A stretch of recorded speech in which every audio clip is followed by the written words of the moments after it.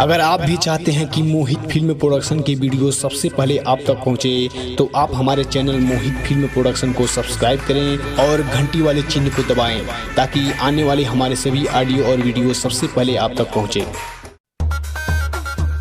सेवक घरे आई हा, सेवक घरे आई हा।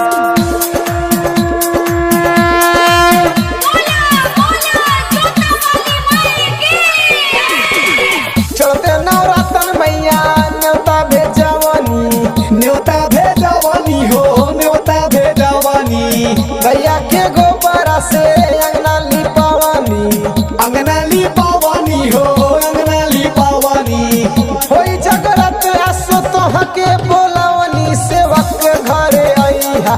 सुनाए मायरिया सेवक घरे आई है, सेवक घरे आई है, सेवक घरे आई है, सेवक घरे आई है। सुनाए मायरिया सेवक घरे आई है, सुनाए मायरिया सेवक घरे आई है। सेवक घरे आई हा, सेवक घरे आई हा। मोहित रिकॉर्डिंग स्टूडियो निचलौल महाराजगंज। अंगना लिपाई हम चौका पुरावानी हो, चौका पुरावानी। गैया के घिउआ से दिया नजरावानी हो, दिया नजरावानी। माई हो तू आके हमर जियरा जुड़ई है, सेवक घरे आई है। सुनाए मायरिया सेवक घरे आई है, सुनाए मायरिया सेवक घरे आई है। सेवक घरे आई है, सेवक घरे आई है, सेवक घरे आई है।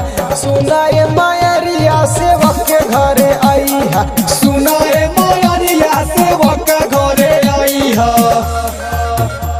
सेवक घरे आई हा, सेवक घरे आई हा। बोला बोला दुर्गा मैया की। कोई के तू से रवा सवारी माई आई है, सवारी माई आई है, सवारी माई आई है। पपियन के नाश माई कोई के तू जई है, कोई के तू जई है माई, कोई के तू जई है। सुमित पुजारी काहे श्रद्धा पुरई है, सेवक घरे आई है। सुनाए मायरिया सेवक घरे आई है, सुनाए मायरिया सेवक घरे आई है। सेवक घरे आई है, सेवक घरे आई है, सेवक घरे आई है। सुनाए मायरिया सेवक घरे आई